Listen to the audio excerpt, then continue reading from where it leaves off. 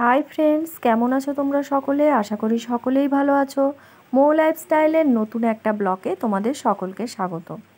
বন্ধুরা, বর্ষাকাল, ঝমঝম করে বৃষ্টি হচ্ছে, আর খিচুড়ি না হলে কি চলে? তাই আজ আমি তোমাদের সঙ্গে খিচুড়ির রেসিপি শেয়ার করব। দেখো, খিচুড়ির জন্য আমি নিয়ে নিচ্ছি 1 কাপ পরিমাণের চাল, আর সেই কাপেরই সম পরিমাণেই ডাল।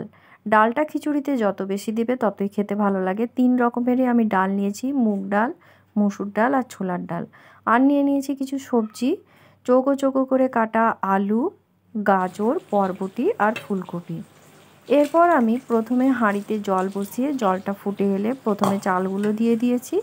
চালটা দেওয়ার কিছুক্ষণ পরেই ডালটা যে ছিল ডালটাও দিয়ে দিয়েছি। চাল আর ডাল দেওয়ার পরে আমি ওর মধ্যে দিয়ে দিয়েছি 1 চামচ পরিমাণ হলুদ। হলুদটা দিয়ে এবার আমি চাল আর ডালটা সেদ্ধ হতে দেব। এবারে খিচুড়ি তো বসালাম। খিচুড়ি কি শুধু খাওয়া যায়? তার জন্যে তো বেস্ট হয় ভাজাভুজি। তাই খিচুড়ির সঙ্গে খাওয়ার জন্য আমি কিছু যে সবজি ভেজে নিচ্ছি। প্রথমেই ভাজছি পটল। পটল খেতে তো আমার ভীষণ ভালো লাগে, আর খিচুড়ির সঙ্গে পটল ভাজা না হলে চলে?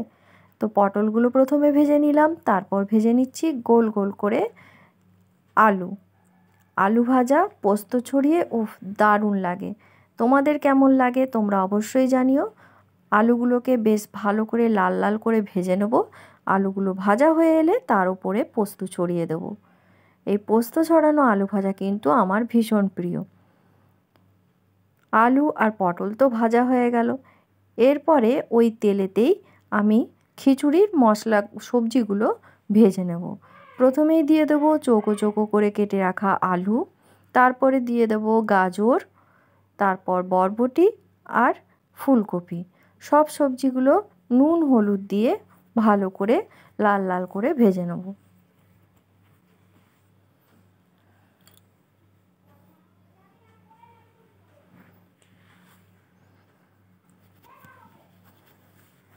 খিচুড়িতে কিন্তু সব রকমেরই সবজি দেওয়া যায়, আর যত সবজি দেওয়া হয় খিচুড়ি কিন্তু খেতেও ভালো লাগে, কারণ তার নামই তো খিচুড়ি। এবার দেখো, সবজিগুলো ভালোভাবে ভাজা হয়ে গেছে।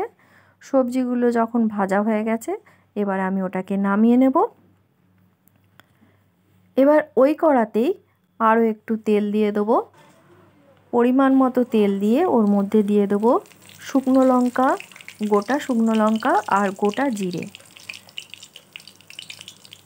শুকনো লঙ্কা আর গোটা জিরেটা একটু ভাজা ভাজা হয়ে গেলে দিয়ে দেবো বেশ কয়েকটা তেজপাতা।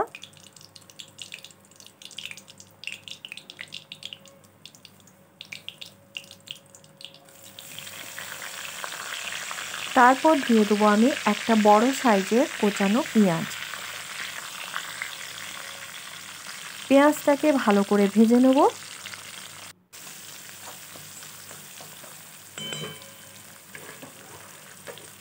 পেঁয়াজটা ভাজা হয়ে গেলে ওর মধ্যে দিয়ে দেবো আমি আদা রসুন বাটা।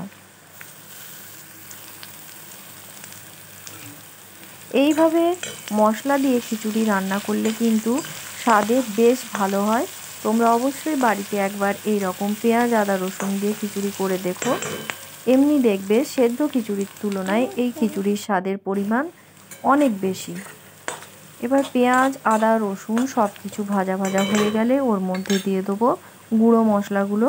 প্রথমেই দিয়ে দেবো 1 চামচ হলুদ, 1 চামচ লঙ্কা আর 1 চামচ জিরের গুঁড়ো।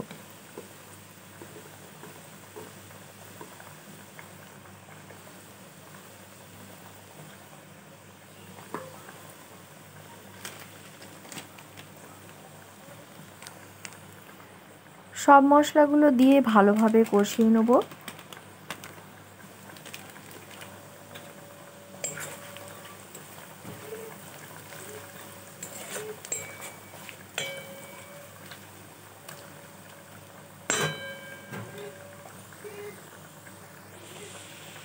মশলাটা দেখো আমার পুরোপুরি কষানো হয়ে গেছে। এবারে যে খিচুড়ির চাল আর ডালটা দেখে নিতে হবে যে সেদ্ধ হয়েছে নাকি। চাল আর ডালটা সেদ্ধ হয়ে গেলে ভেজে রাখা সবজিগুলো ওর মধ্যে দিয়ে দিতে হবে। সবজিগুলো দিয়ে ভালোভাবে আমি নাড়াচাড়া করে নেব। এরপর যে ভেজে রাখা মশলাটা ছিল এটাও কিন্তু আমি এবার খিচুড়ির মধ্যে দিয়ে দেব। মশলাটা খিচুড়ির মধ্যে দিয়ে দিলেই একদম সম্পূর্ণ খিচুড়ির রঙটা পুরোপুরি বদলে যাবে। খুব সুন্দর লাগবে দেখতে খিচুড়িটাকে। খেতে তো অবশ্যই ভালো হবে, তার সঙ্গে দেখতেও সুন্দর হবে।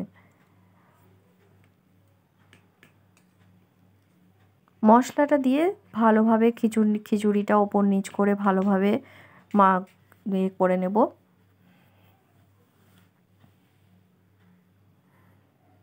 এরপর দিয়ে দেবো পরিমাণ মতো নুন। নুনটা কিন্তু সব শেষেই দিতে হবে।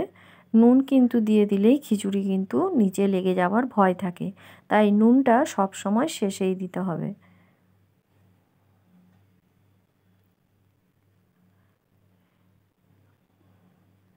খিচুড়িটা কিন্তু একদম শেষের দিকেই পুরোপুরি হয়ে গেছে। দেখো কোনো সবজি কিন্তু ঘেটে যায়নি, ভালোভাবেই ফুলকপি, গাজর, বরবটি, আলু পুরোপুরি গোটা গোটাই আছে।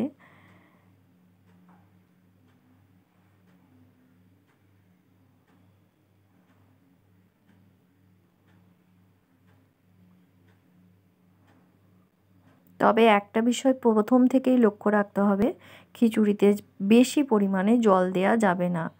পরিমাণ বুঝেই কিন্তু খিচুড়ির জলটা দিতে হবে। এরপর দেখো খিচুড়িটা কিন্তু পুরোপুরি রেডি। এবারে নামাবার আগে আমি ওর মধ্যে দিয়ে দেবো বেশ খানিকটা ঘি।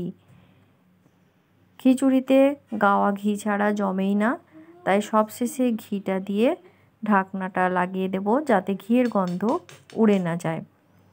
খিচুড়ি পুরোপুরি কমপ্লিট। এবার শুধু বর্ষার সময় বাইরে বৃষ্টি আর ঘরে সব রকমের ভাজা দিয়ে খিচুড়ি। তো আজকে আমি করেছিলাম খিচুড়ি, আলু ভাজা, পটল ভাজা, কুঁদরি ভাজা আর ডিম ভাজা। তো বন্ধুরা পুরো ভিডিওটা দেখলে যদি ভালো লেগে থাকে তোমরা অবশ্যই একটা লাইক করে দিও আর চ্যানেলটিকে সাবস্ক্রাইব করে প্লিজ আমার পাশে থেকো।